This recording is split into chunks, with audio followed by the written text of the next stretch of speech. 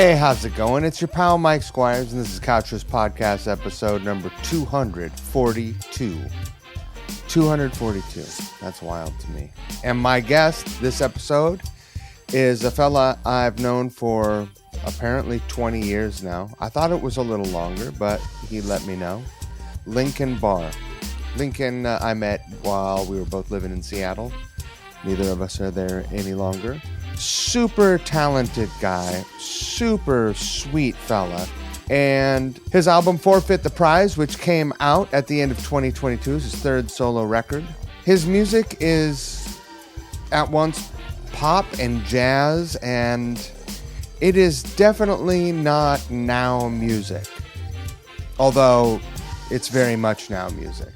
And it's the kind of music that we need more now. Everything organic, big, lush arrangements, gentle vocals, hooks galore. I encourage you to go give a listen to Lincoln's music. And he will be on tour in March. Let me give you some of these dates. Let's see. March 3rd, he will be in Madison, Wisconsin at Kiki's House of Righteous Music. March 4th, he'll be in Evanston, Illinois at Space. On March 5, he'll be in Milwaukee at Anodyne Coffee. On the 7th, he'll be in Minneapolis at Astor Cafe. On the 9th, he'll be in Kansas City at Mini Bar. And on the 10th, he'll be in Cape Girardeau, Missouri at Spectrum Record Lounge. Go check them out.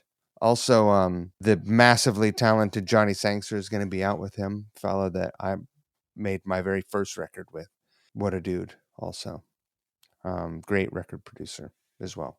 I had a great time speaking with Lincoln. We got into a little bit of sensitive stuff, youth stuff, mental health stuff. If you're not feeling up for it, don't listen right now. But it's we don't get super gnarly. But if you're not in a good way at the moment, find someone to talk to. If you cannot speak to some professional person, speak to someone you trust and love and who loves you. Don't let your dark thoughts get the best of you, ever. Because shit will get better. You know what they say? The darkest hour is just before dawn. That's what they say. And I believe them. I hope you enjoy this conversation. I hope you enjoy Lincoln's music. I hope that if you are somewhere in the Midwest, you will go check him out. Thank you so much. I would like to make this a personal invitation to support Couchriffs at Patreon. Patreon.com/Couchriffs. Your support is what makes this podcast and the music videos happen. At the date of this recording, at the time of this recording, I just have finished editing a special Valentine's Day music video that'll come out the day after this podcast. I hope you will go check that out. It's great. It is a cover of Tracy Chapman's For My Lover, reimagined with sitar and harmonium and upright bass, and it has a cast of killer players. I'm very happy about it. I also have 2 other songs done that I need to edit videos for that are incredible. Your support is what makes all of that happen. So thank you very, very much.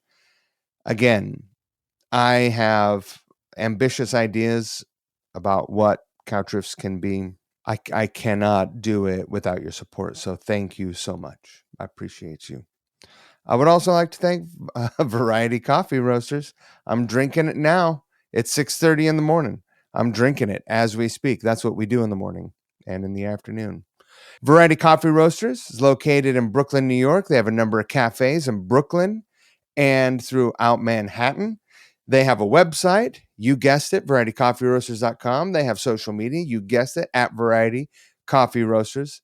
They have a subscription service on their website. You go answer a couple simple questions, and you can get coffee delivered to your door as often as you want. You never run out of coffee. It is magic. I drink this stuff every day. I wouldn't recommend any bullshit to you that I wouldn't drink myself. I love these guys. They've been supporting me for a year. I use their products as well in my professional world and personally. So I'm driving down there as soon as I'm done here, actually. I'm driving down to go pick up 200 pounds of coffee for work. So we're going to jump into it. Thank you so much for sticking with me through this long intro. You guys are great. Don't forget the golden rule. Treat people the way you want to be treated. Don't be a fucking asshole. Special thing. Some sort of special I think this is very special. thing. You know what? We're all special. We're all special. I'm happy to see you, Lincoln. Likewise, man. It's been God. I was trying to think of when the last time we saw each other was. It was probably I don't recall before you moved to New York. Well, yeah. Did you move? You're in one of the Carolinas now, yeah? Yeah, we've been in South Carolina for almost 4 years, unfortunately. Oh, really? Well, it's not the best. It's okay. No. Is it we're here for work thing? Yeah, we're here for Christian's work. She's a psychiatrist, and so she's doing her residency out here. So we've got one more year, or about a year and a half more here, and then we can go wherever we want. Where do you suppose that will be? I don't know. I mean, we've talked about Chicago. We've talked about Durham, North Carolina. We like quite a lot. There's a lot to recommend to that area. I don't know. We love the Northwest still, but it's, as you know, it's a lot different and a lot more expensive. And it would kind of be like starting over for us. And I don't know if we're quite in, financially speaking anyway. And I'm not sure if we're in mood. Right. Yeah. Well, I mean, I moved to Seattle in January 1993. Okay. When did you move to Seattle? Can I guess? Sure. I think you moved to Seattle in 1998. No. I was in high school still. I moved to Seattle in 2000. I got there on December 31st, 2004. 2004? I'm afraid so. Man, I'm way off. I do remember you were a long hair guy when you showed up.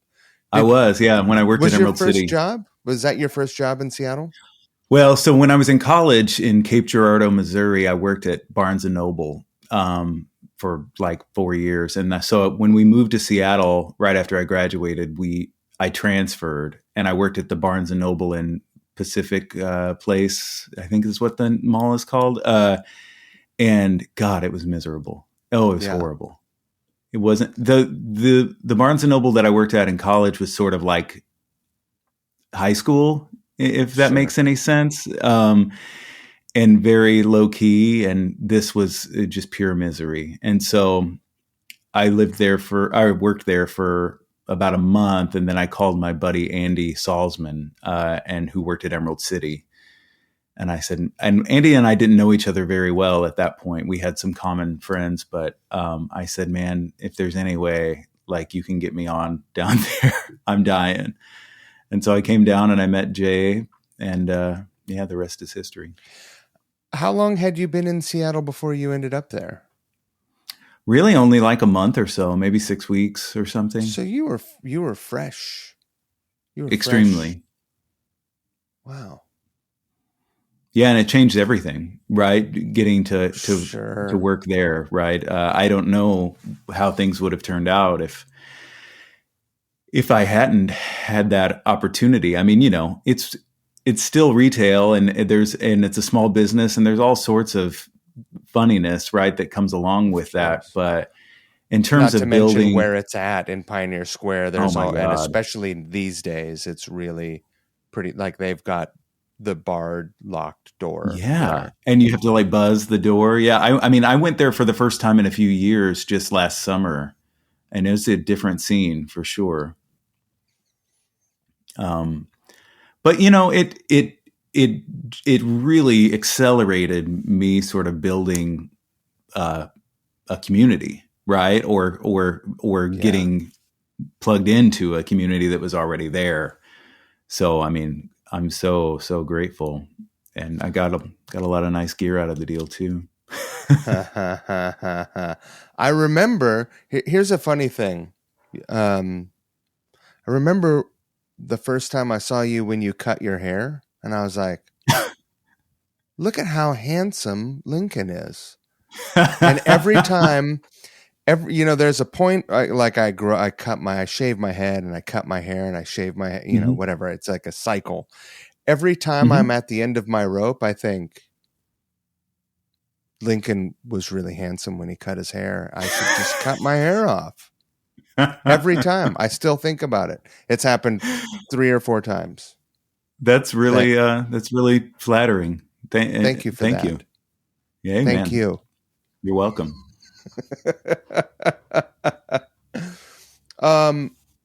Tell me about how you started playing music. You play music unlike, and we don't know each other like deeply, but Hmm. you're a person that when I see, I'm like, let's have it, like bring it in close.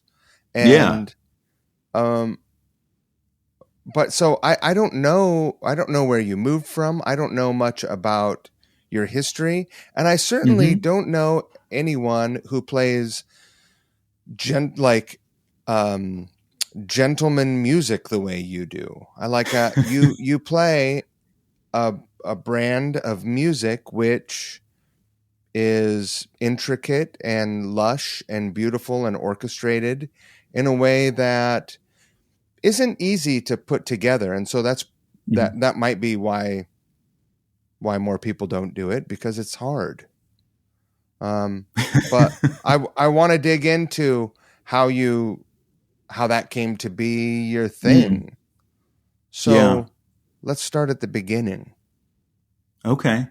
Where are you from? Well, so I was born in a small town on the Mississippi River in southeast Missouri called Cape Girardeau.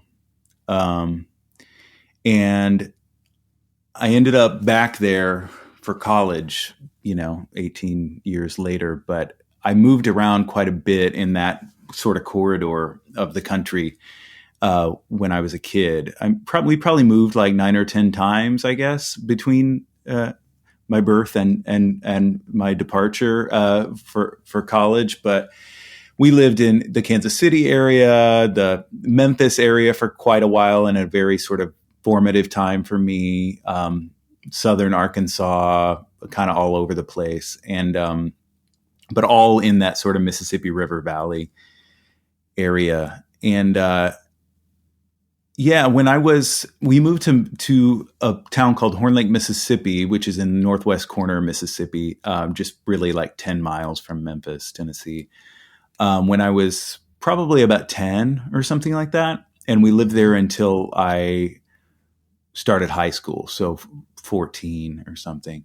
And that's when I started playing guitar. It was I guess that would have been the early to mid 90s. And, you know, alternative music, guitar was Nirvana, all that stuff was sort of everywhere. And I know a lot of my friends at the time were getting guitars, and it was a little bit of a weird thing because nobody in my family, my immediate family, played or plays music. My folks I appreciated music and still do, but it wasn't really part of our culture. And so I think that's really kind of what drew me to it. It was something that could be my own. You know what I Right. mean? It was sort of an identity thing for me, and I think it became that really quickly. Maybe for good and ill, probably, right? You know what I mean? But I mean, we don't have to get into it, or we can get into it at some point. But I'm I didn't have a great upbringing, Me neither. and this go figure. um, no, it was really abusive and pretty isolating and scary, right? A lot of the times, and so I think with music, I found just something that an area that I could carve out that was mine, that was safe, Yeah. and quite honestly, like an avenue for eventual escape. Sure. And so I took it really seriously, I think, from the beginning. And I don't have any any real training or anything like that. I've probably taken 5 or 6 guitar lessons in my life, and most of those after I turned 30. But I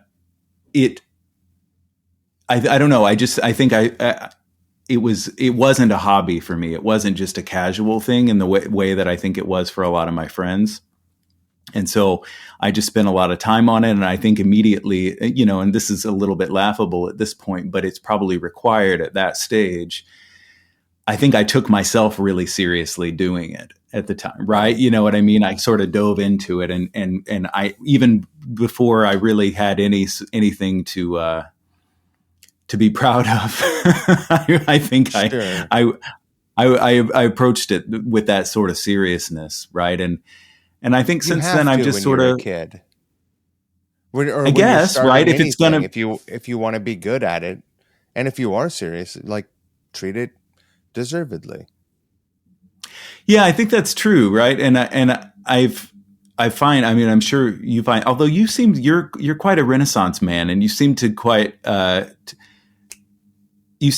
constantly be sort of pursuing something new and pursuing excellence in doing it. But I find that it's, as an adult, as a nascent middle-aged man, it's really hard to like do something, pick up a new skill, right? Because you just don't have that same patience for sucking that you have to have if you're going to try something new. But I had unlimited patience for sucking, fortunately, back then. I remember being so excited when I would learn a riff of some famous song, and calling a friend up on the landline and just sticking the phone next to the amp and playing it, and then going, "What do you think? That's amazing, right? Isn't that awesome?"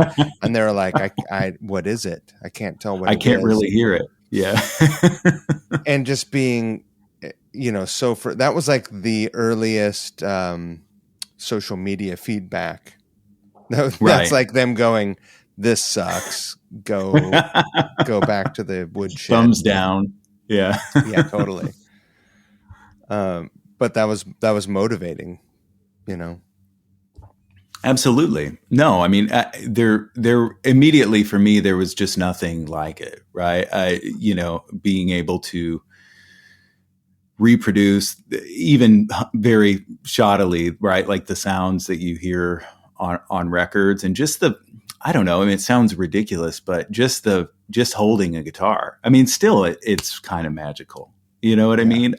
Just looking at a guitar. Sometimes sometimes you get busy and you don't really have time to play very much. But if I have a guitar sitting out and I walk by it and I just hit the strings, it does something to me. You know what I mean? I don't know. And I got to believe that you're probably the same way. It hasn't lost that. There are guitars in every room of this house. Yeah. And you're upstate these days, right? In the Hudson Valley, yeah. Okay. Yeah. Cool. It's great. It's beautiful up here. I bet. Is it snowy right now? The phone, when you look at your phone app, it said, it showed me little falling snowflakes, but there are none. It is chilly though. Oh. Yeah, I bet. Do you recall, what was your first guitar that you picked up, and how did you come to get your first guitar, and what was the first thing that you learned, and what was the first recognizable sound you were able to produce? Let's see. So my mom had a guitar in the closet that she had when she was a teenager. And she I don't think she really learned how to play it, but it's actually a pretty cool little guitar. It's a German made nylon string guitar. I think Granada was the brand or something like that, but I still have it. But I pulled that out of the closet at some point and started messing around with it. And I don't know, there might've been some sort of discussion or, around, if you practice, then for your birthday, I think I was probably 13 or something. And if you practice, then for your birthday, we'll get you an electric guitar. So when I turned 14, we went to a shop that I don't know if it's still there or not. I haven't been to Memphis in a while, but a shop that was really cool at the time. It was called the Musitron, and I got Cool name. a Cherry Sunburst Epiphone Les Paul that I had for a long time. Eventually, I think I sold it on consignment at Emerald City, but that was my first guitar and my only guitar for a long time. Yeah. And then what did I learn first? I don't know. I mean, there were a number of sort of riffs going around, that you would just sort of approximate with one string, one finger, right? And it was just about sort of getting and it didn't really matter what key it was in. It was just about like the intervals or the fret spacing, right? And if you could get that right, then you could play that riff. And so Iron Man probably, or right.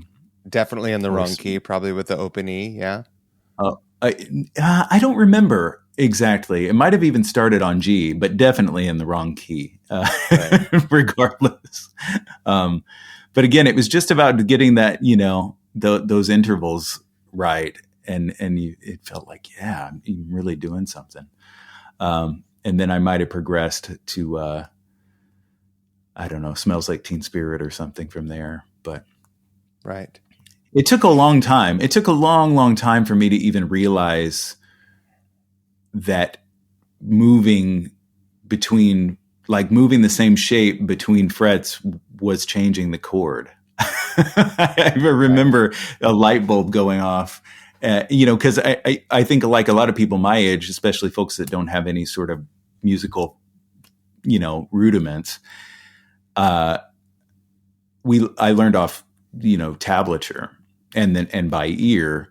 And so the concept of a key or a chord was late coming to me.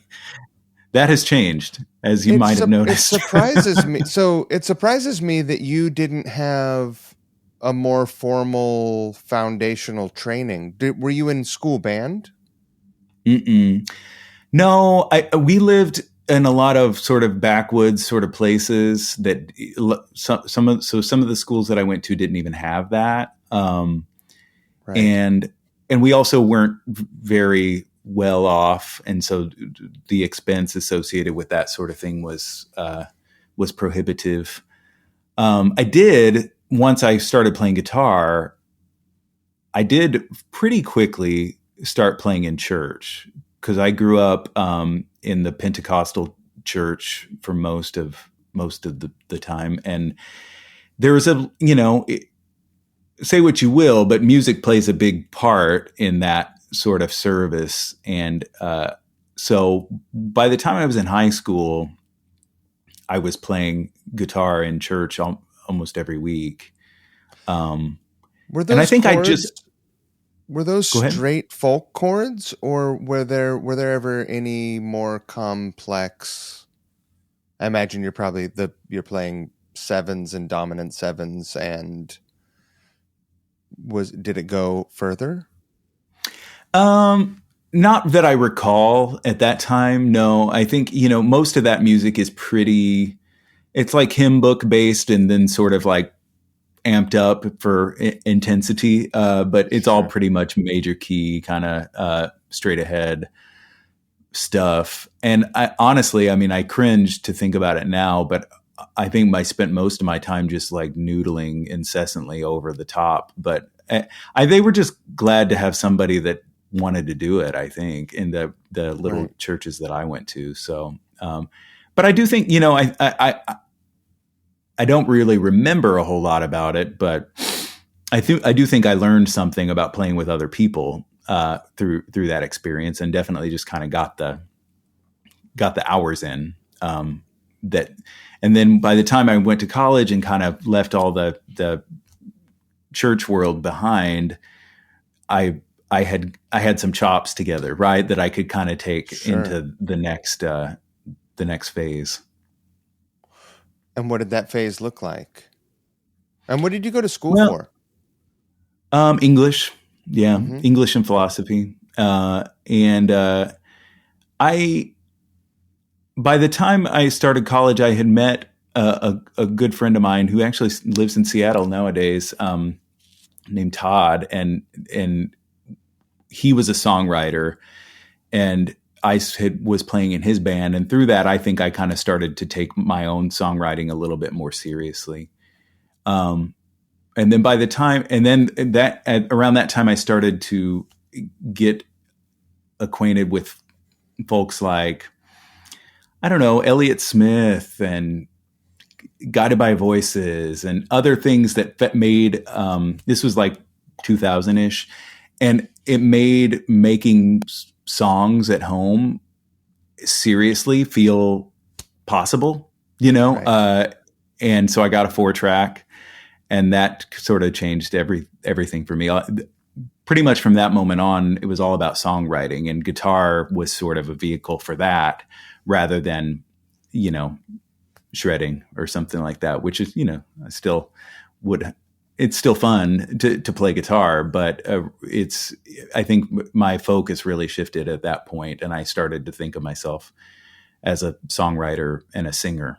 And that's what started me down the path that I've been on for the last 20 years.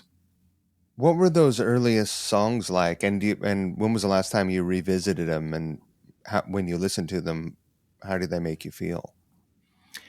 I mean, probably a little bit embarrassed, but yeah, I don't know if I've listened to any of it really recently.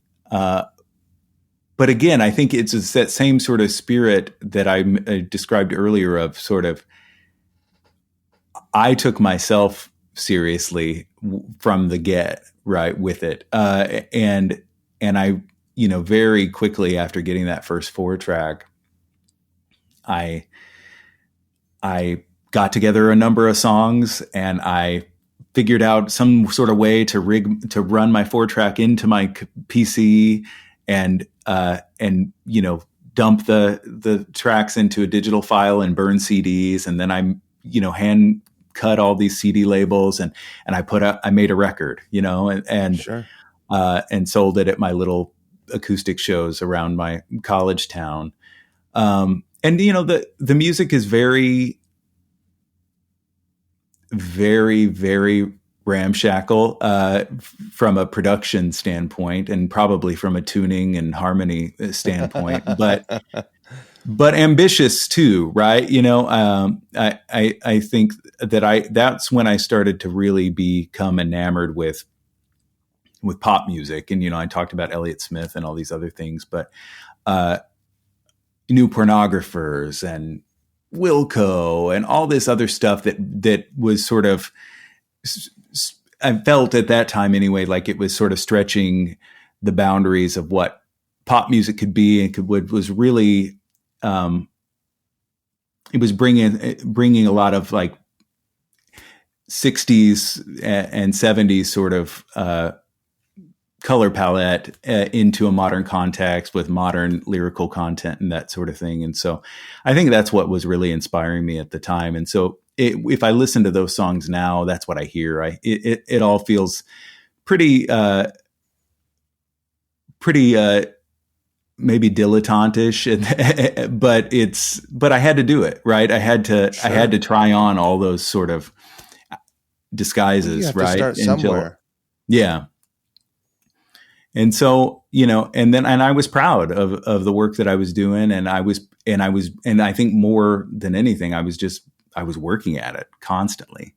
Right. And so I think there was, during that couple year period between getting the 4-track and moving to Seattle, I think I made a lot of progress that enabled me, once I got to Seattle and actually met other musicians that were kind of on the same page, to have some songs together that felt like I could stand behind and play, on stage. So it was essential. That's for sure. So in Seattle, you were doing Red Jacket Mine, and was that a name that you were using in college, or did that come about after you moved to Seattle? Yeah, no, that is the name that I assigned to my project kind of from the beginning. In about 2003, I was going through, at that time it's funny how this sort of thing comes full circle. But at that time, I was very self-conscious about not being a solo artist or not being a singer-songwriter. Right. It felt like, and there was precedent for that, whether it's sort of like Sparkle Horse or other things that were essentially just one person, but presented as if they were a band. And that was sort of my inspiration. So I think I found the name through, I mean, it's an actual mine in, I think, Michigan, where there was a sort of, there was a disaster of some kind, I think there's always a fucking disaster at a mine. 20s. It's never like, you never hear about 980 days since a disaster. It's always like 7 days since the last disaster. Exactly. And that was it was fraught with controversy because once Red Jacket Mine started to put out records and get what little bit of notoriety that we had, I did hear occasionally from the descendants of the miners in the Red Jacket Mine, and I was told in no uncertain terms that our music did not honor the miners or their legacy. So is that right? Everybody, it's true. I wonder what that music would have sounded like. I don't know. Just out of curiosity. Do you think it would have sounded like Hank Jr.? Probably, or yeah, I mean, Kid Woody Rock. Guthrie or something, maybe. I don't know. It's not what comes naturally to me. I think I just wanted something that sounded, number one, that wasn't my own name. Number two, that sounded sort of evocative, but didn't mean anything. So to, like mean anything specific. I don't know, right? Like all band names are and let's face dumb. it, you weren't making party music. No. You weren't playing kegger music. No, I mean, we sort of evolved over our 13 years or so playing music in Seattle into a little bit more of a good time band, although a particular type of good time band, like a bad good time band. But in the early days, no, it was definitely not. It was not party music. So interesting that the descendants of those people chose to reach out to you and go out of their way. It's such a symptom of fucking humanity. Yeah, I guess it's just right. I mean, there were times where I regretted naming the band that because it's sort of a mouthful, and it always seemed to require some sort of clarification, right? But you got to name your band something, man. And I find naming your band Gary. Exactly. At least it's fairly right. If you get it right, if you hear it correctly, there's not a lot of disambiguation that you have to do, right? Other than with the mine itself, which is now, I think, there was that sort of movement in the 90s where indie bands, punk leaning indie bands were naming themselves a single, usually like one syllable name, right? This is like let's just Clutch, come up with a name like Jerk. Yeah, exactly. Clutch. Clutch is totally one of those bands still around and thriving. Wow. I guess Helmet has two syllables. Yeah. No, yeah, that was definitely a thing though. You're right. Missed that wave. And then bands were naming themselves, they were giving themselves long names. That was the pendulum swung the other way. Mm-hmm. So you did the right thing. You were right in there. You're on the front of the wave. You're riding the wave. Well, I think that, for better or for worse, I'm a committed sort of guy, right? And so I think that once I landed on that name, I was like, I'm riding this one all the way. You know what I mean? It felt like I couldn't be bothered to change it up. Sunk cost fallacy, I think is what they call that. So how quickly how quickly did it come together that you could put a band together in Seattle? Well, because I had, through that same individual that I met, that I mentioned earlier, Todd Shaw, my friend that from Southeast Missouri, he had played with my friend Andy Salzman, the drummer, years and years ago, because Andy's from the same town, Cape Girardeau, Missouri, originally. And Andy, when I moved to Seattle, he'd already been in Seattle for years. I guess probably only maybe 8 years at that point. I think he moved in 96, but he was, established and had played in several bands and that sort of thing. And he was working down there at Emerald City. And he had actually played on a trip home to Cape Girardeau. He had played on one of my little 4-track records. And we had sort of met through our mutual friend. And I think at that time I was already thinking and we were talking about moving to Seattle. So it was one of those sort of things like, well, if you come on, look me up. Right. And we'll play together. And so I took him up on that and we ended up working together at Emerald City. And so pretty quickly we were off and running, and Red Jacket Mine started performing, I guess probably late 2005 as a duo. And we played a number of shows just as guitar and drums duo for quite a while until we met our friend, I think our mutual friend, Patrick Porter. I met Pat through Emerald City, another sort of life-changing experience for me. And what a dude. The best. I mean, he really is one of those people that through my friendship with him, that there are so many different relationships and opportunities and things that has unlocked just through meeting that one person and his generosity, right? With his community and his resources and his fucking talent. You know what I mean? Not to mention his talent.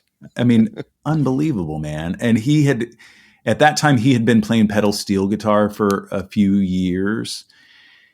And somehow he would come in Emerald City and kind of, try stuff out or whatever from time to time. And we got to be friendly. And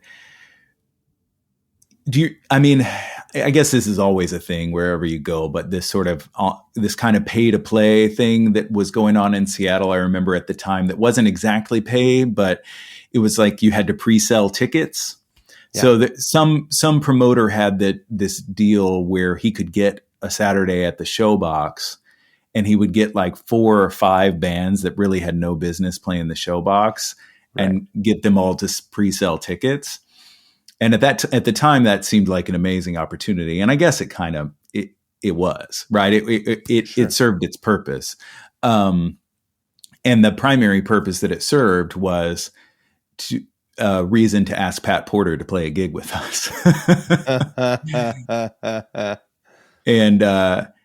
And he amazingly said yes, and we started rehearsing, and he did that gig with us, and then he did another one, and then we asked him to join the band, and he was in the band for about 5 years. Probably about 2006 to 2010 or 11.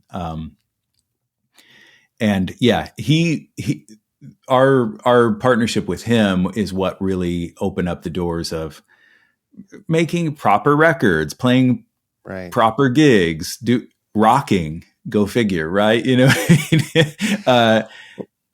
Yeah. I wonder, I want to ask you a question about something that you mentioned earlier. You said you played around a bit as a 2-piece, and the chord structures of your songs, especially, I mean, everything that I can recall hearing, like, it's not like you're playing straight folk songs. There's a lot of complexity to your chords, and I wonder if that was something that you were already doing, or if that complexity sort of came along because you were, at that time, as your songwriting is developing and coming together more and more, you're trying to fill up some sonic space. Yeah, I mean, there may be something to that. It wasn't. I don't recall it being deliberate. At that time, in the earlier days of Red Jacket Mine as being sort of a proper band, I was playing in alternate tunings a fair bit. Mm-hmm. I remember Open D6 was used a lot on the first sort of proper record Red Jacket Mine did, called Hello Old Cloud. That was a tuning that I used a lot. Open G, of course. And so I think that's where probably some of the chordal complexity came from. It was just sort of moving your fingers around until it made a sound that was pleasing. Right. But, I think that if I zoom out a little bit further, I think I've just always been drawn to those sort of ambiguous sounds because they sort of extend the content of the song, right, in a way that you can't with words. And as I've progressed as a songwriter and as a person, and I find that I have more personal things to say, words increasingly fail me. You know what I mean? To say those things, and so I think I've had to continually push the harmonic content to complete the sentence, so to speak. Interesting. To sort of like, it's almost like a sound bed in a film, except with the narration of your singing, your vocal.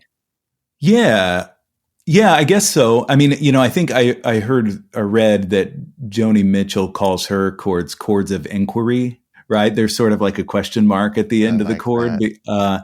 And that really resonates for me. Yeah, I think I've just always been drawn to kind of rubby sort of sounds within chords, sort of like dense harmony. And nowadays I feel like I have enough grounding that I generally, but not always, know what to call that. I have a little bit of better sense what's actually going on in the chord from a musical point of view. But I think earlier on, I was just searching around in the dark till I found something I liked. I love that. I love it. How many records did you make under that name? Well, I did the 2 4-track records that are mercifully out of print, and then I did, and then let's see, Red Jacket Mine. We put out records in 07, 09, 13, and 14, and then a number of like kind of a few 7-inch singles and things like that in between. So four records and then some odds and ends. When you eventually left Seattle, how are you feeling about the future of playing music? Like you were sort of leaving behind this a foundational history. You were leaving behind like so many experiences and a community and player resources, just people that you could play with.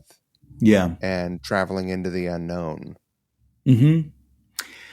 Yeah. I mean, I think I was definitely ambivalent about it. That being said, what prompted us to move in 2015 was my wife got into medical school, and was her sort of, long-term dream. And, she went to medical school in Yakima, Washington, though. So it was fortunate that I didn't have to move very far away. And in some ways I never really left Seattle, which probably limited my ability to connect with the community that was there in Yakima. And it's certainly small, but there are musicians and gigs and things like that there. But I was still. You were in Yakima?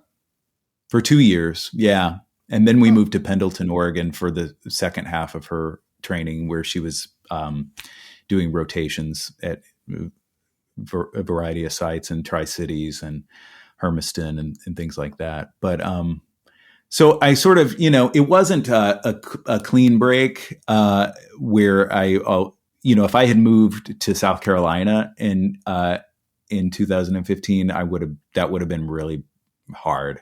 Right. But at the same time, I think that, so it was scary.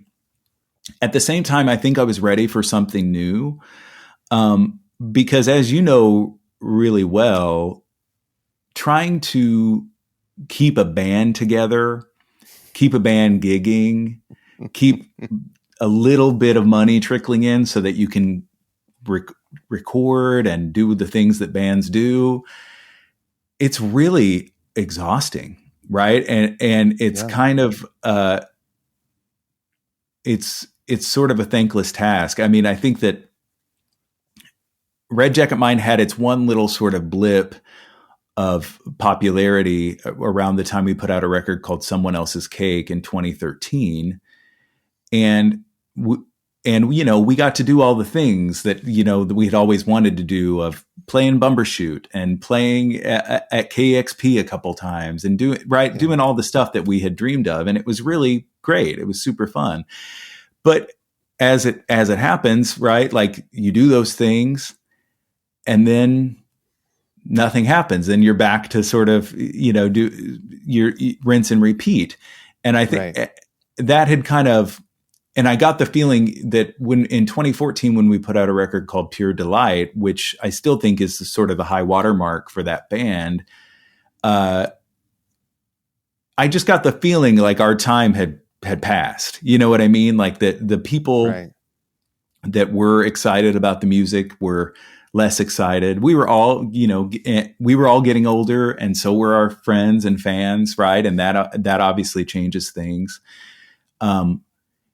And then sort of concurrently with that, I was going through a really difficult period. I think in my early 30s, my grandfather passed away. I think when I around the time I turned 31, and that really set off a lot of things for me emotionally. He was a really important person in my life, and in many ways, sort of the only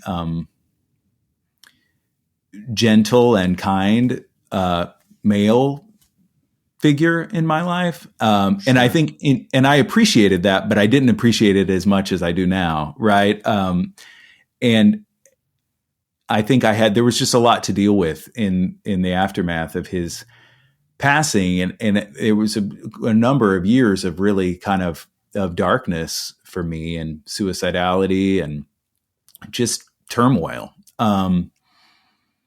All the while I was still playing music and doing things. It's very kind of, I felt like I was living sort of two lives. There was my inner life, which was just really, really bleak. And then my outer life that still seemed pretty productive and pretty, positive. It just I wasn't really getting any enjoyment out of it. And that continued on for a number of years after we left Seattle.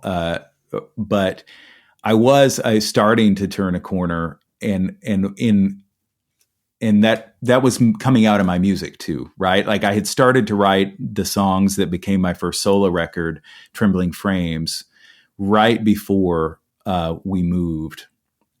I think I had did you ever, I know you lived in Portland for a while because you graciously let us stay at your house one time, but did you ever play at that little bar down at the bottom of the Crystal Hotel, Owl's Den? At the bottom of which hotel? The Crystal, I think it's called the Crystal Hotel down like next to the Crystal Ballroom. Oh, no. It's a McMiniman's place, but I'm not sure if they still do it, but for many, many years, they would do these week-long residencies for songwriters. Right. And I did that twice. The first one was in 2015. I had booked it. And I just didn't really I just knew it was something I wanted to do, but I didn't necessarily have a plan. I didn't have a lot of songs.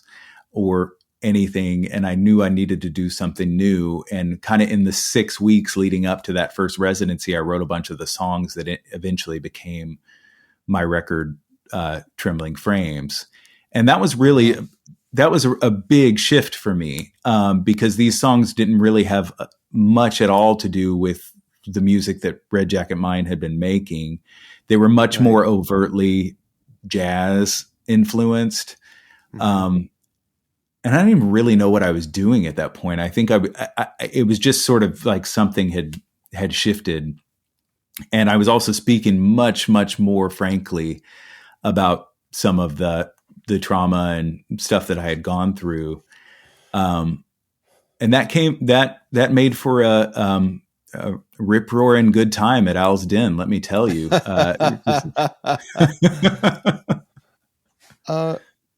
Do you mind can we talk about some of this stuff a little bit? Of course. Yeah. How are you doing today? Really, really good. Thank you. I'm so grateful because the last few years would have been really, really hard if I was still in that place. I mean, they already weren't easy, sure. But the fact that I had eventually found someplace safe, right, on the inside and on the outside, right, that I could be during the time of kind of isolation and uncertainty. I'm really, really grateful for that because it has been hard moving, 3,000 miles away from most of my friends and my musical community. Sure. I know that. But at the same time, it's been very,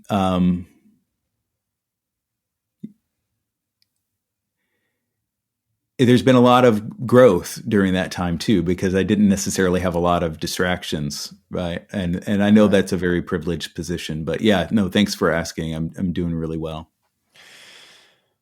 It's crazy because things can seem perfectly good and you can think that you're happy. And if something happens that triggers some sort of attachment that you have to an experience, a feeling, it can really send you spiraling if you have those inclinations. I'm sorry for your experiences. I'm glad that you have found ways to get through and past those things. What would you say to people if they're dealing with that stuff? Like, well, I mean,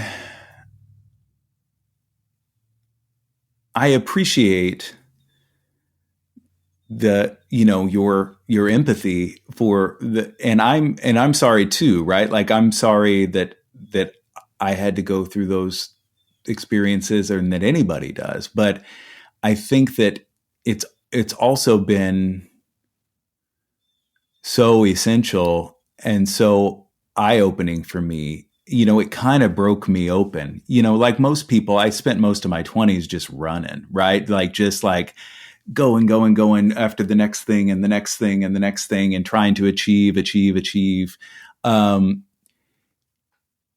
And having a good time and feeling like I knew everything, you know what I mean? And I'm just so, I know I have so much further to go, right? But I'm such a more compassionate and humble person after having gone through that experience.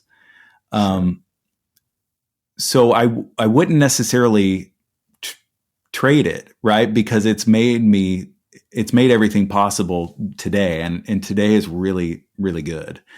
But that's not something that I would say to somebody that was in the middle of it, right? Like, don't worry, this is going to be a really character building experience for you, right? Like that. You know what I mean? Like, yes. I think the biggest thing for me and it took me a really long time to realize this, but because it's it's just a very isolating place to be, no matter what is going on in your external life when you're in that sort of darkness. But when I finally woke up and realized what I had to lose and the hurt that I was causing the people closest to me by sort of stubbornly kind of remaining in that space and not seeking help or availing myself of the options that I did have. One day that just became real to me, and it took way longer than I would like to admit.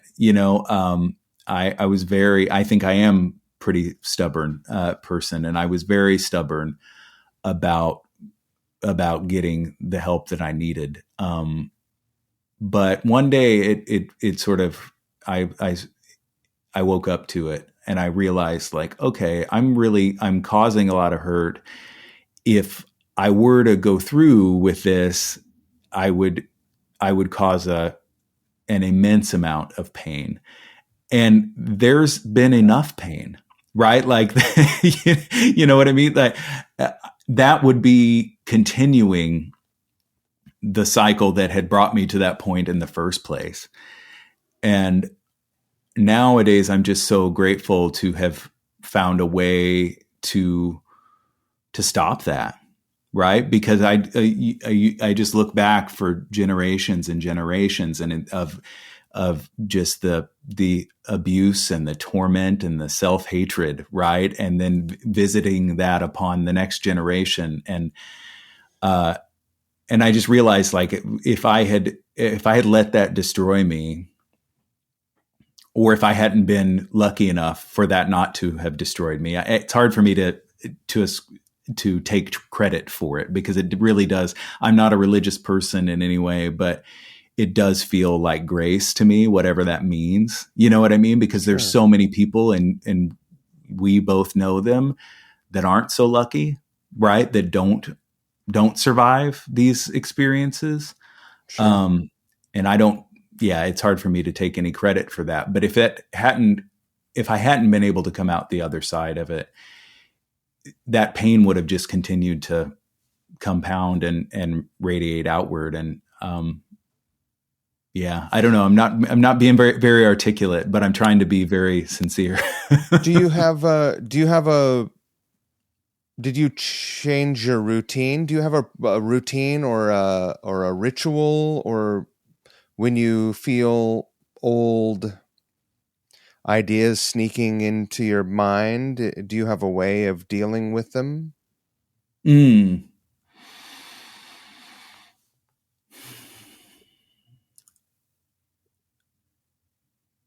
Yeah.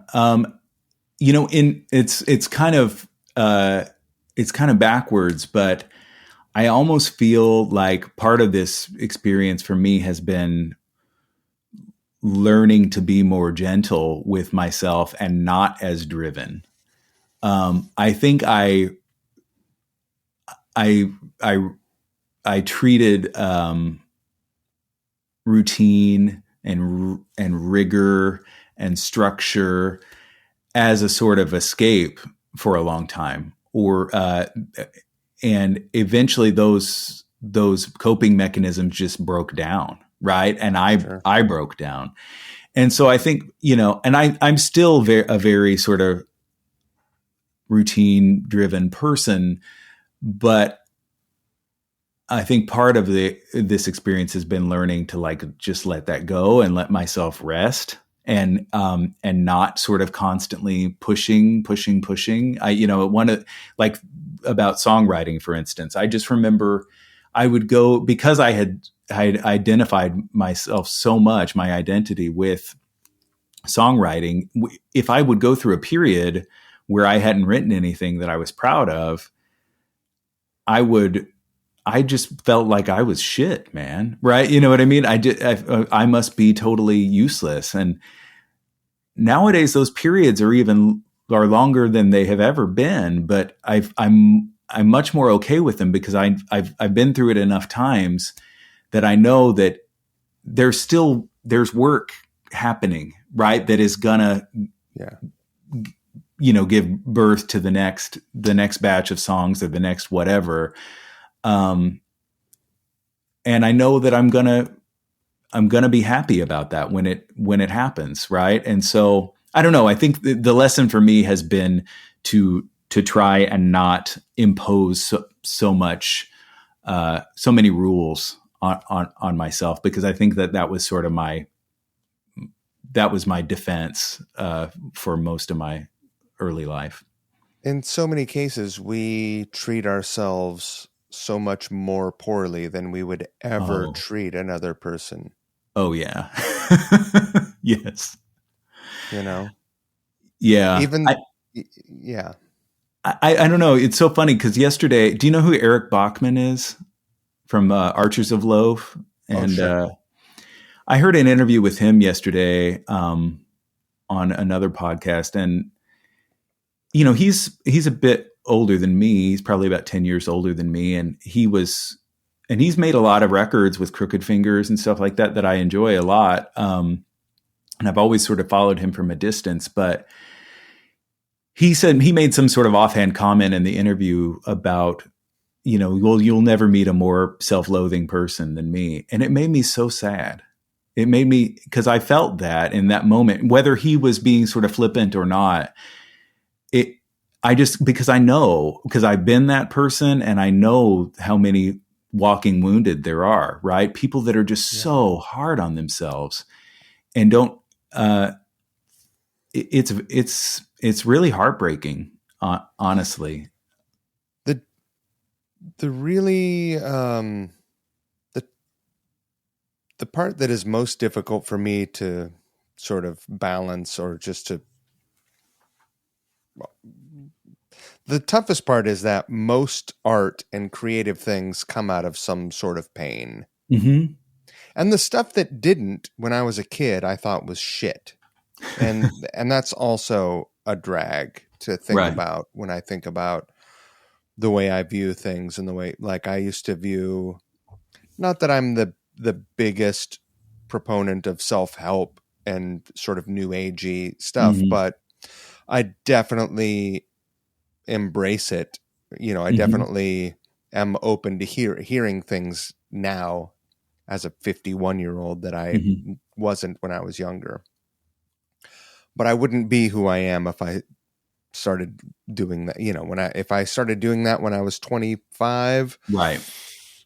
I don't know. I probably wouldn't have done all of the things that I had done through my life. And mm-hmm. the same goes for you. However, if you could tell yourself, if you could mm-hmm. really embed something in young Lincoln, like 22-year-old Lincoln or 19-year-old Lincoln, mm-hmm. what would that drop of knowledge be, knowing that it would change your course forever? Man, I don't know, right? It would be very easy to say that I wish that I had come to some of these realizations sooner. Even just confronting the fact that I was so badly abused, right? For, ritually for 15 years or something, right? That was, I had to face that eventually, but I don't think I could have accelerated that process. I don't think I should have. I think that could have been even more disastrous, right? Having those blinders removed earlier.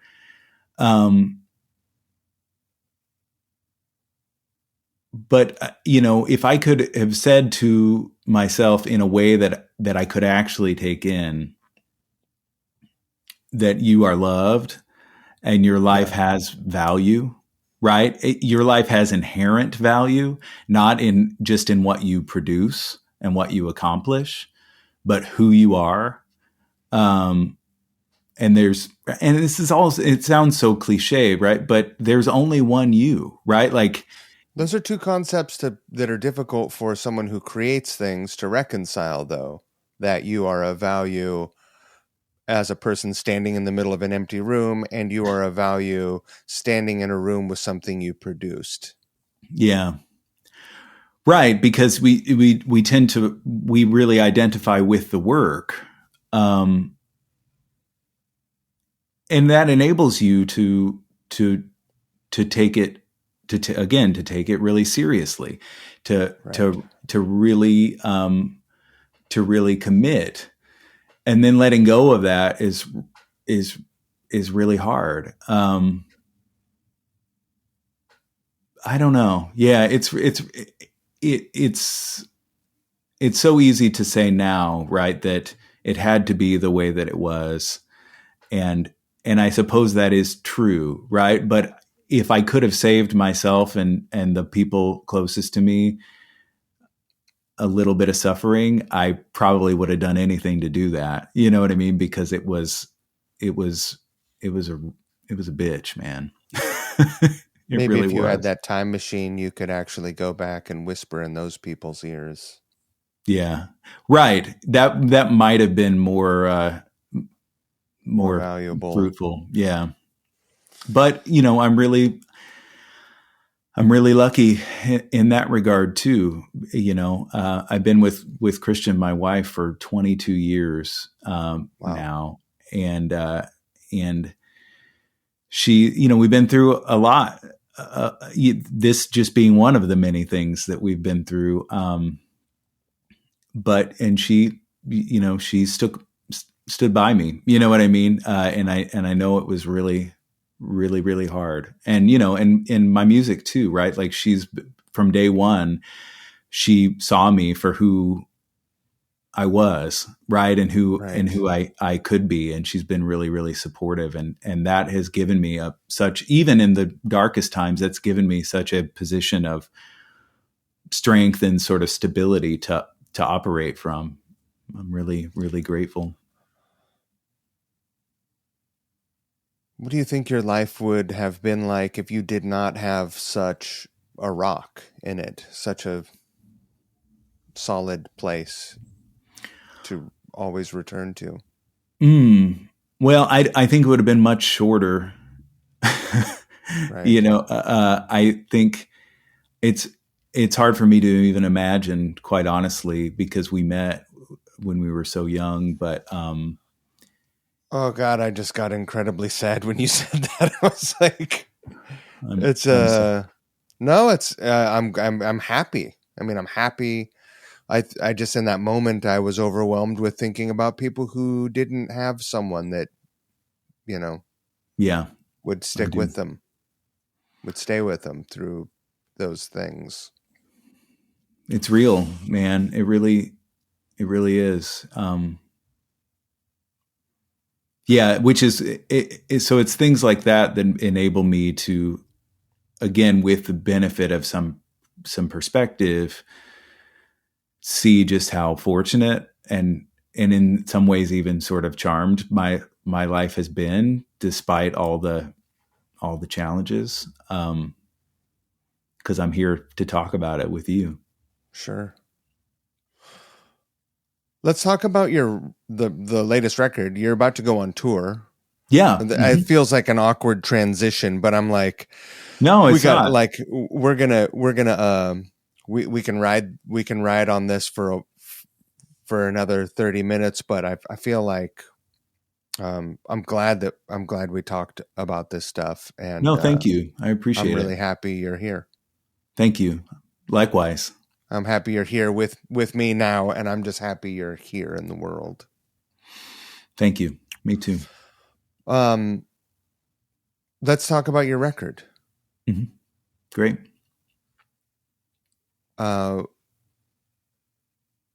Again, lush, like, rich instrumentation. It's elaborate and complex and very, and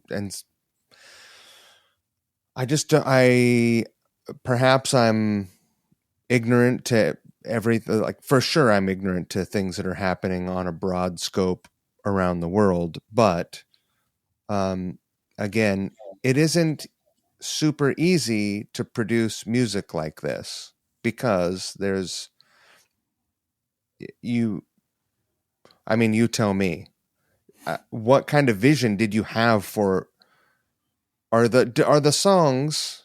Let's see if I can finish a fucking question, Lincoln. When I listen to your music, I'm immediately met with the concept of how do you decide when a song like this is done? Like, because I hear the foundation of the song, and I'm like, that's really nice. And then all of these instruments are coming in, and it's like, was that a part of the initial concept? Did you orchestrate? Did you write those parts and bring people in? Did you work with someone who orchestrated those? This is all the shit I want to know, Lincoln. Okay. Sorry for the clumsy question, but I want to know how you come to make this complex music that also doesn't come across.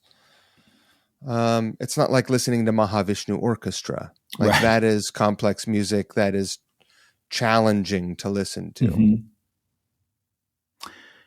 Well, as a fellow Cape Girardeau, Missouri native Billy Swan once said, I can help. I can help with these questions. The first thing that I'll say is that I have had a lot of help, right? This is definitely not a one-man show.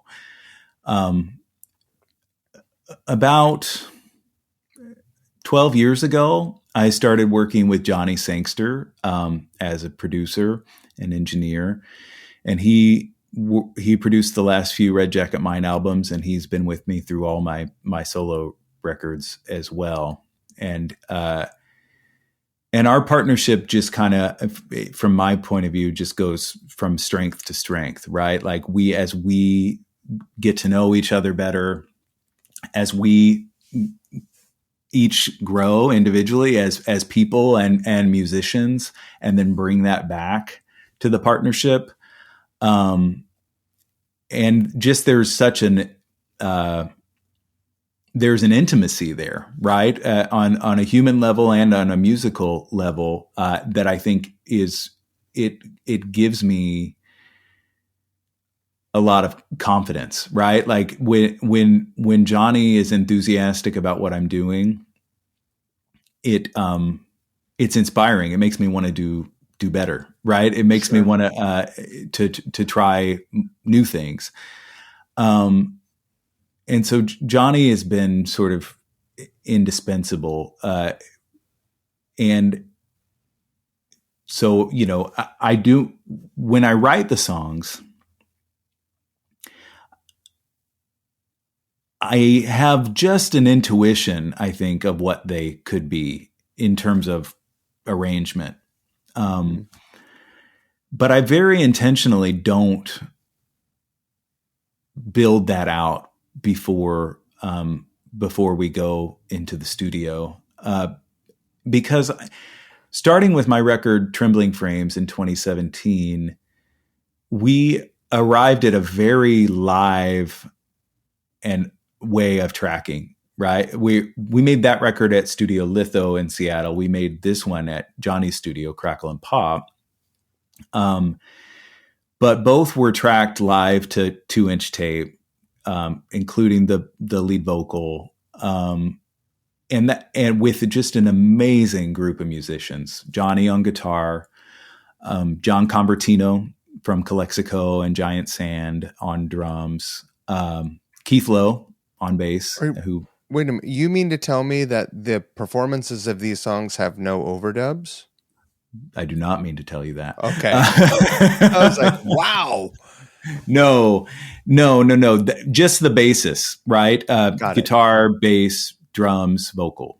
So the foundation of the song is there, right? And that, so much happens just in that one performance, and no two takes are identical with that group of musicians. And I should mention Daniel Walker, my close friend and collaborator, who plays keys and did a lot of the string arranging for this record. Dan's also I've been playing with Dan for over a decade now too. He was in the last few years of Red Jacket Mine. And then he's been a close collaborator on all my solo albums too. And so, the songs are sketched out. I make the worst demos that you could imagine, right? It's just voice and guitar, and then sometimes like one other element, right? To be suggestive of some sort of atmosphere or direction that it could go. Mm-hmm. Suggestive to me anyway, right? Like I don't know how it comes across to the other musicians, but it's worked out so far. So it must be okay. But there are no parts that are written other than just the chords and the lyrics. And generally speaking, we have a day of rehearsal before we go in and run down the songs once or twice. And then we start rolling tape. And don't do too many takes, right? Normally, I would say definitely less than 5, sometimes 1 or 2. Mm-hmm.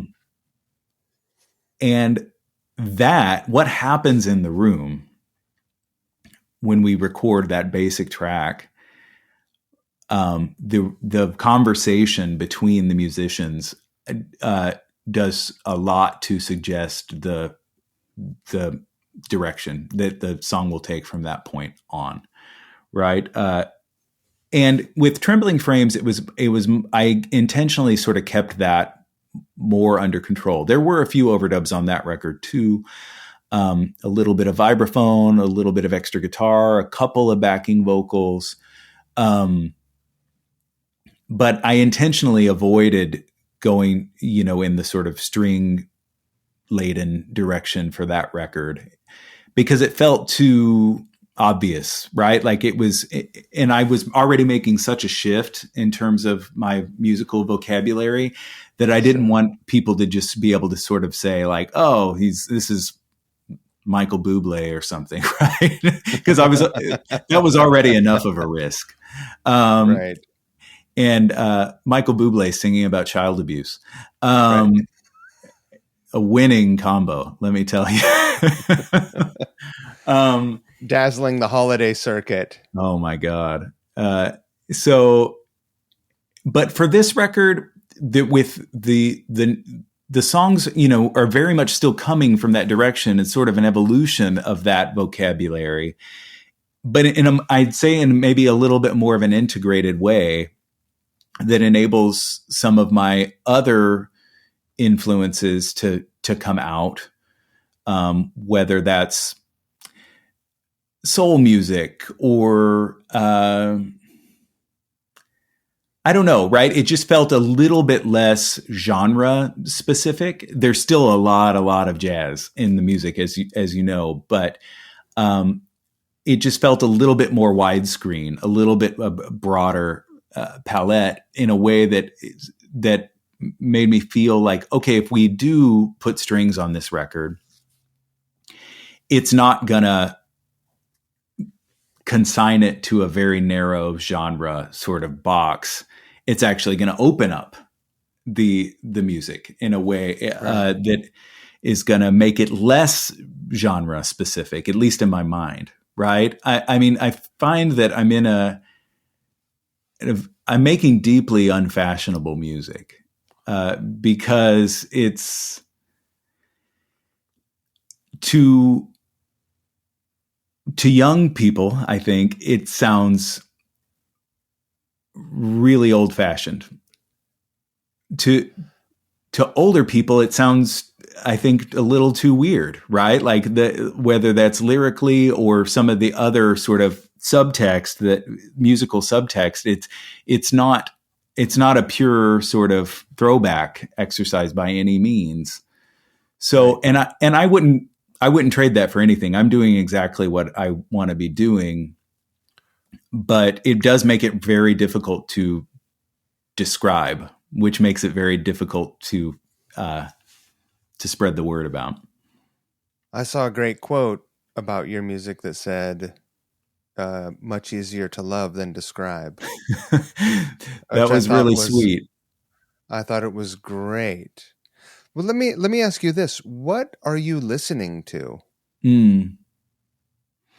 I mean, a lot. A lot. You know, I come back to a lot of the same things, which are, I mean, I'm a fan of almost anything that has the big, close to the mic lead vocal, right? Whether that's Scott Walker, Frank Sinatra, Dionne Warwick, Glenn Campbell, right? Like all of that. I was only recently introduced to Scott Walker.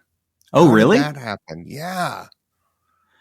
Yeah, that's a world, man. Wow. Every record is a world, honestly. Wow.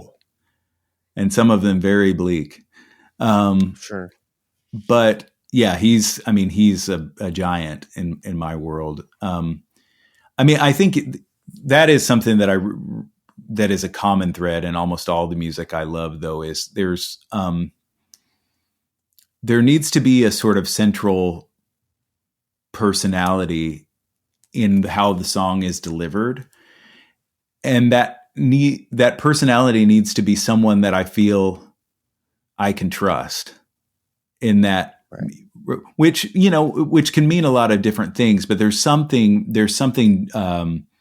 genuine in the delivery, whether it's Roberta Flack or Scott Walker, that is really meaningful to me. And it's something I really aspire to in my music. And it kind of transcends. I mean, you know, I still listen to tons of power pop and pub rock. I mean, my favorite band ever is NRBQ. And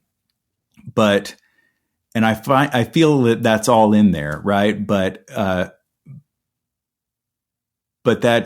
lead vocal that is way up close to the mic is a common thread. In this context of trust, we could interchange the word believe, right? Like, sure. When you say that, like, yeah, I get that. Yeah. You have to believe what you're hearing. There's a lot of music, like, I can't get excited about mumble rap. Like, I don't even know what that is. Like, I can imagine it. I'm sure that like what is being delivered is authentic, but it's unrelatable to me musically and just message wise, which sucks. Somehow, though, you know, NWA feels relatable to me, which it isn't. Like, no, that's not my experience, you know, except for "Fuck the Police" is my experience. We can all relate to that, right? No, but I know exactly what news. I'm sorry to be the person to say this to you. I just saw the news pop up on my screen as we're sitting here, and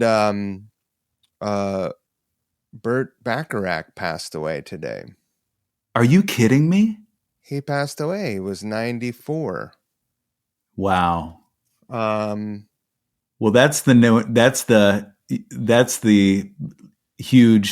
giant that has not been named in this conversation so far. Wow. Yeah. I'm sorry to be the person to tell you. I'm sorry that you had to hear about it while a camera was being pointed at your face. But it's, you know, at least in the context of this conversation, he is a character that embodies the kind of things that you're talking about right now, musically, and like his songwriting, obviously. Yeah. Incredible. And you have even drawn comparisons. Let's talk about Burt. Yeah, let's. Well, I mean, of course, I'm really sad for his family and the people that are close to him, because no matter how long your life is, right, it's never long enough. Right. For the people that no one ever said that about Hitler. No, you don't know that. I mean, I No, can't that's imagine true. anyone saying that, but I've never said it about him. no, me either. To be clear. But I am so grateful that Burt Bacharach, to be clear, Burt Bacharach is who we're talking about now, gave us so much. He gave me so much, and he contributed so much to the vocabulary of popular music. There's just so many great songs, and he as I think you said, he sort of embodies that aesthetic that so much of my music aspires to, where it's pop music. There are hooks, and there's drama, and there's sincerity in the delivery, but there's also this underlying complexity, musically and lyrically, but especially musically, where it's not telling you one thing to feel. And I think that's really, really important to me in the music that I make. That the emotions that it suggests are as varied and ambiguous as the emotions we all experience. To be clear, you do not make contemporary pop music. You make pop music, and there's something about, there's some pop music that I hear today that clearly doesn't have, like, the only thing that had a microphone in front of it was the vocal. Right. Everything else was created in the box, or was on some other sort of electronic device. Mm-hmm. And I don't want to take anything away from the value of that. Like, I think there's some great music that's been produced by in those means, under those circumstances. However, music that is performed on organic instruments just conveys a different feeling, especially when there's air around everything and it's not super dense. Like those things I didn't understand when I was younger. I was like, fill it up, fill the space up. Absolutely. No, same Poor here. Johnny Sangster. I made the first record that I ever made with Johnny. Oh, yeah. And was that Nevada Bachelors? Yeah, for our first record. I'd only been playing the guitar. I had switched over to bass, and I picked up a guitar to join that band. And I have no idea how I played guitar on that record. I think I borrowed a guitar, or I sold my bass to buy a guitar to make that record. And I'd been playing for a matter of a few months. And also not really aware. Luckily, probably the good fortune that I had is that I wasn't aware of what a strong musician Johnny was. As far as I knew, he was just like the dude that was behind the thing there. Yeah. And he was pushing the buttons, and he was telling us, he was like making the guitar amp sound good. Right. And otherwise I probably would have been overwhelmed with nerves. Was this at Egg? Yeah. Okay. Yeah. But Johnny's a champ. What a champ. He's a gem. But yeah, sorry. That just went off on my Johnny tangent. The organic instruments do something that electronically produced instruments will never do. Yeah. Even the greatest samples ever. Yeah, I agree. I mean, and there's something ineffable about that you mentioned hearing the air around the instruments, and I think that's that's really important. And you can't fake that. I mean, there are some really good plugins.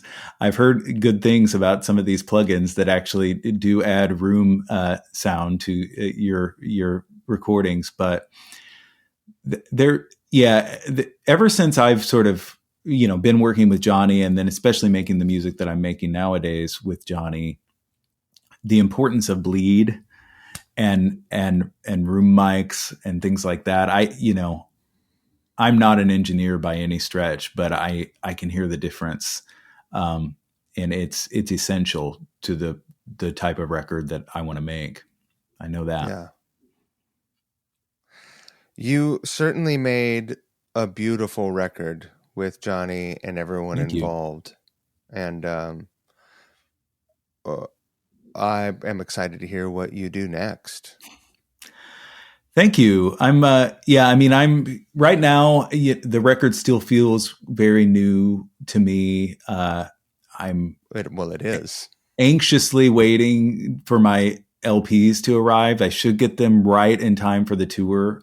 We kick off March 3rd in Madison, and make our way down to Cape Girardeau, Missouri, where I was born, on March 10th, and playing a bunch of shows in Chicago and Minneapolis, Kansas City, between those places, but Milwaukee.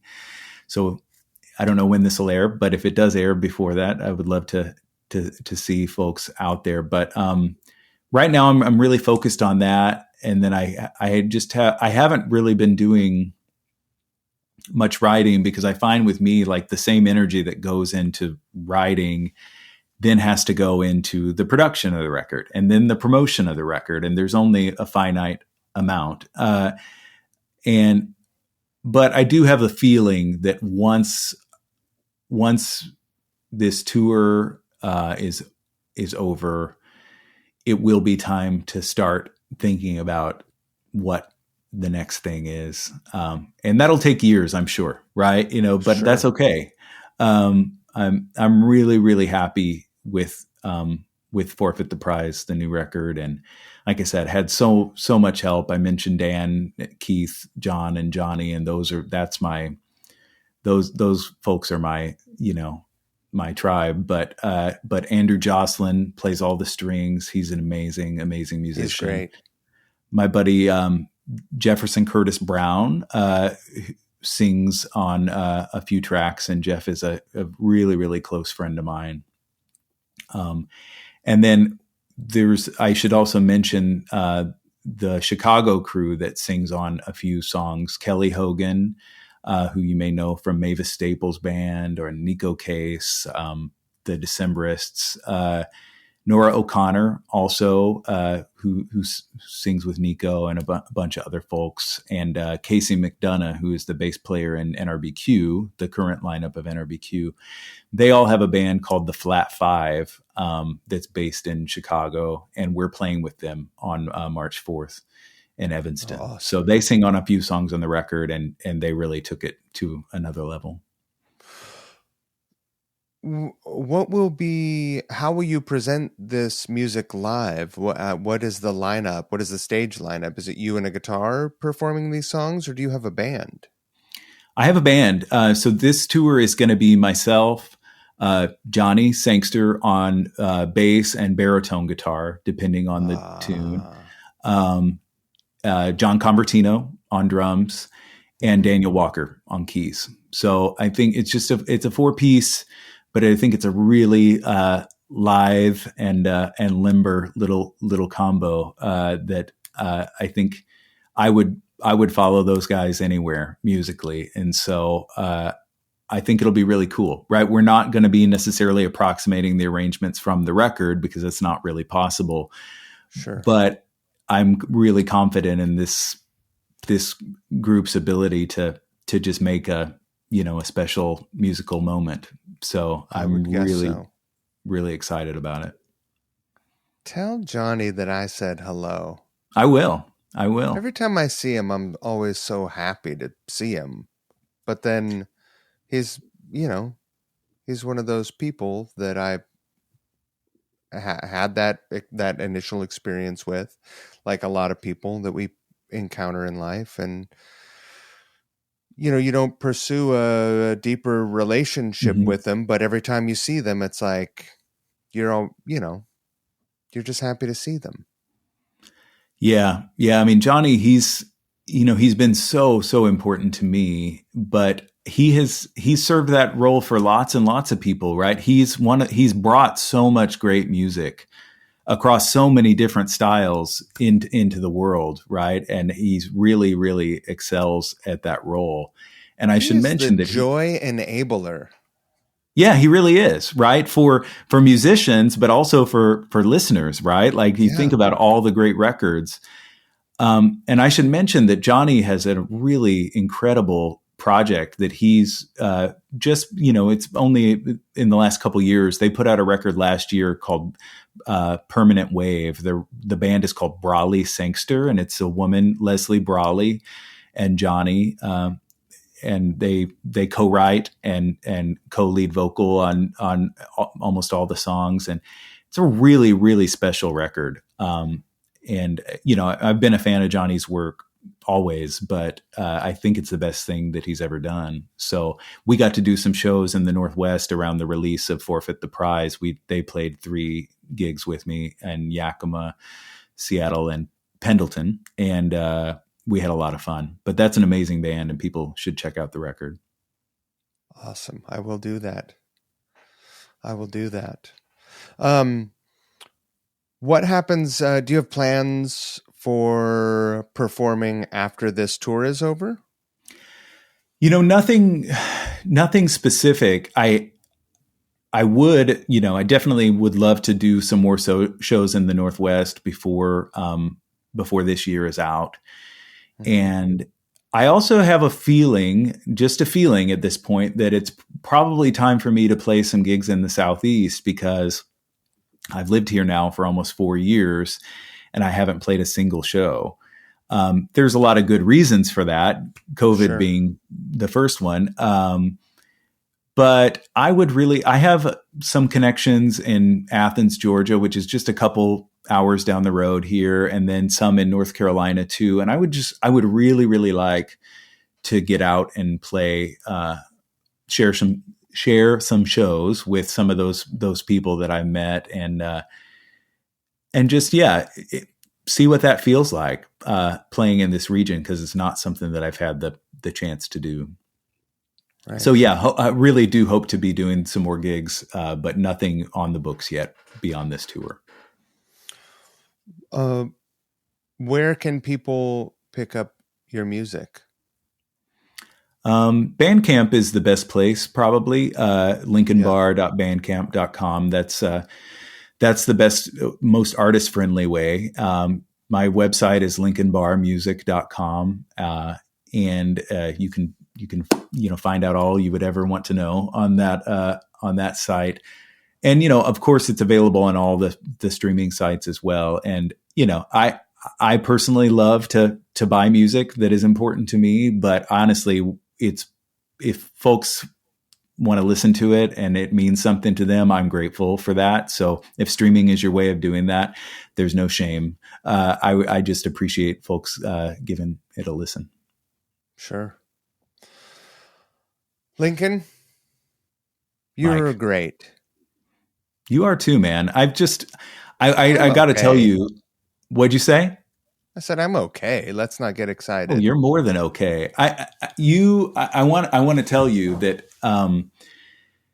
you've just always been so generous to me, and treated me like I was another person from the very first moment I met you. And I want you to know you how much are that another means to person. me.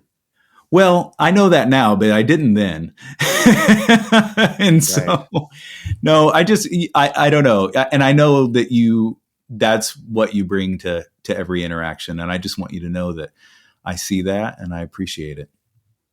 I feel, well, I appreciate your kind words. There's, we all have stumbled at many different times in our lives. And of course, there are so many things in my life. I wish I could go back so many Yeah. cringy moments where I wish an interaction had been different, and so many times when I wish that my judgment or whatever was going on inside of me internally didn't affect the way I Mhm. responded to someone, And Yeah. I'm relieved to know that you can look at me and not feel any sort of disdain. I'm always so nervous about that. I spent so much of my time as a younger person pretty loaded. That was my Yeah. form of running. Sure. No, I understand that. And I definitely can relate to right. Like just, I think about how obnoxious I was and probably still am, but maybe a little bit more conscious of it than I used to be. Just such thinking that I was so funny and so smart. And I don't think I'm so funny and so smart anymore, but I'm. Do you think that's a symptom of age, or do you think that's a symptom of the times? Because people seem to, generally speaking, people say like, well, as you get older, you realize you don't really know shit. That's for sure. And when you're young, you think you know it all. Mm-hmm. And that's your job as a young Yeah, person, to think you know it all so that you can fail and exactly. experience humility Mm-hmm. and grow. That's a great way to grow. Unfortunately, that's the Right. primary If only form there of were a growth shortcut. Yeah. right. If there were only a more positive way. Mm-hmm. But also there's just a greater awareness of people, like there's a lot of catchphrases are really annoying to me, but self-help is more important, or Yeah. people seem to be more aware of a lot of important things now than ever before, and they're talking about them. Yeah. No, I think that's true. Right. And just there's a heightened awareness, at least if you're open to it, to the impact that we have on each other. So I'm sure that's part of it too. And if that's part of it, like I'm grateful for that. Right. But definitely, I can definitely relate to the the humility that comes with age and a little bit of experience. And I'm sure that there's a lot more of that in store. But I'm here for it, man. I'm here for it. Yeah. I really appreciate you giving me so much time and telling me and being so open to talk about life and your life. Well, thank you Thank for you. the opportunity, Mike. I really appreciate it. I appreciate your curiosity and your interest. So yeah, it means a lot to me. I'm gonna turn this thing off. Just thank you. Don't thank me again. Just stop it. All Thank right. you. You're welcome.